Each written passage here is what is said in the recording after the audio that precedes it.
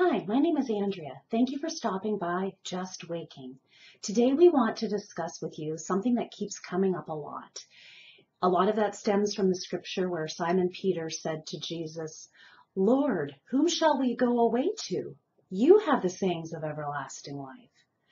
So often when people either leave the organization of Jehovah's Witnesses or they are considering it, they wonder, well, then do I have to become part of another religion? Where else am I going to get truth? Where am I going to get spiritual food? So this is something we would like to address. We have to go back to the time period when Jesus was teaching and what had appealed and drawn people to him. The laws that the Jews had at that time were found to be by some to be quite burdensome, a lot of rules and regulations. And so people were very much drawn to what Jesus taught because his message was authentic. It was simple, it was clear, and it was entirely liberating, which is why he said, "My yoke is kindly and my load is light. The truth will set you free." So what I want to ask you is to dig deep in yourself, and do you actually feel that way in the organization or when you were in it? Do you feel like you were liberated and set free? Did you feel burdened? Can you imagine now if the apostles, disciples, and Jesus were back here alive on earth now? What would they actually think of the organization? How would they react to everything that's going on now and all the rules and the regulations? There are actually a lot of teachings that Jehovah's Witnesses have that are really not Bible-based. They are opinion-based. They really can't be backed up by the Bible or by what Jesus taught. I want to give you just two examples to keep it simple. In 2009, a letter went out to the elders that talked about the requirements for elders and ministerial servants. And they actually said there that to qualify, the person would not be pursuing higher education, and that if they were, before they could be appointed, their motives would need to be scrutinized. So essentially, they didn't want anyone in position of privilege to be doing any promoting of getting more education. I'd like you to stop and very honestly and with common sense, please look at that. What would be the motivation in getting higher education? Well, very simply, getting an education or learning skills or something that will help you to have a better career so that you could more financially support yourself and your families. We see now a lot of the old timers of Jehovah's Witnesses that did not do this, and they are having financial difficulties. Obviously not everybody, but there are a good number that are. And also, then they can't donate more money to the organization because we know they're really hurting for money now. So having an education and learning things is really a way of growing yourself as a person and helping you to look after yourself. So really, does the Bible not teach that that's okay? Does it forbid it? No. That's really people, the brothers, reading the scriptures and deciding on an interpretation of it. I remember one time at a circuit assembly, after having not had a higher education, having pioneered, having gone to Bethel, and my husband at that time had gone straight from home to Bethel, no further education. It was a very challenging time for us. So we left Bethel, and I remember sitting at the circuit assembly, and this brother, a Bethel speaker, he got up there and slammed colleges and universities and people getting an education.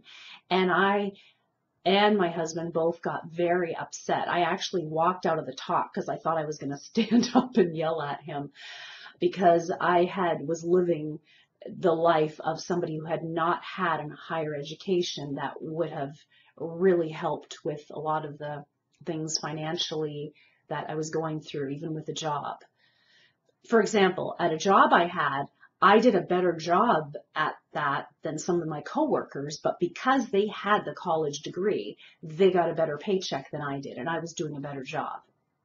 So education is extremely important. So another more sillier example is that of beards. They were completely forbidden for anyone who wanted to have responsibility in the congregation. Completely forbidden. And it all had to do with the hippies in the 60s and et cetera. That's ultimately what it 50s, 60s, that's ultimately what it came down to. So really it's a cultural thing because some cultures have beards. And I think I remember in Alaska, they were allowed to have beards because it was really cold there and it kept them warm when they were out in service. So at least that's what I vaguely recollect.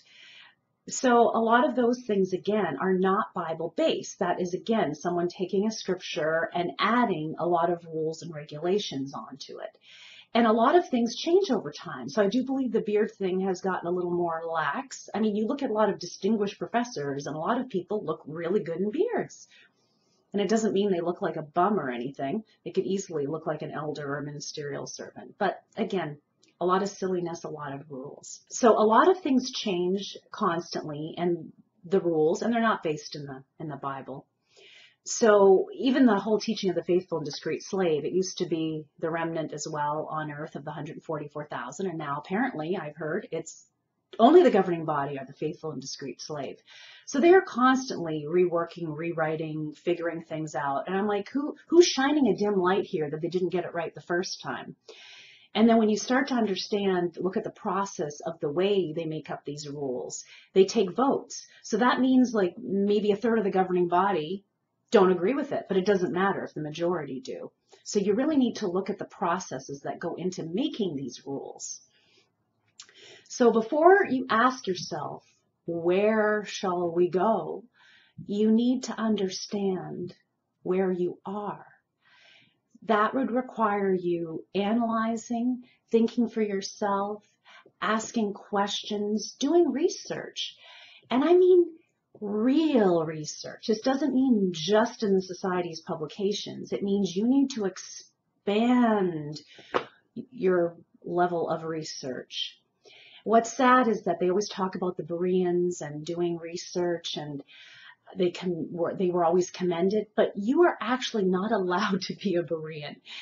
You are really, it's only acceptable if your research leads you to the entirely same conclusion that they have come to. And that's really just not realistic. So doing your research means that everybody is going to come to different conclusions. There's going to be something you resonate with that maybe another person does not. And that's why at times when people look at the XJW community, they see perhaps dissension or people believing different things. And that is very simply just because everybody has done different research. And because of maybe their personality or their personal interests, they've been drawn down different paths to look at different things. But the beauty is you can research and learn things one day, and you can learn something new the next day, and you can change your mind of what you believe. And you know what? You don't have to make a decision, and you don't have to know all the answers. And you are allowed to change your mind about something and to really listen and understand people. So you don't want to get caught up in really the social pressure of the organization and the emotional pressure that is placed on you to reach those conclusions. It's quite imperative you step back and look at things and go down the rabbit hole and open the proverbial Pandora's box and check out what's in there. So to go anywhere, you need to know where you are. And, you know, maybe by using your brain, by using the beautiful qualities that you've developed in the organization, things that you will find out so many other people have as well.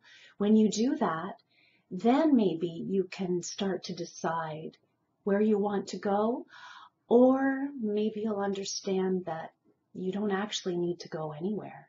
You just need to go within.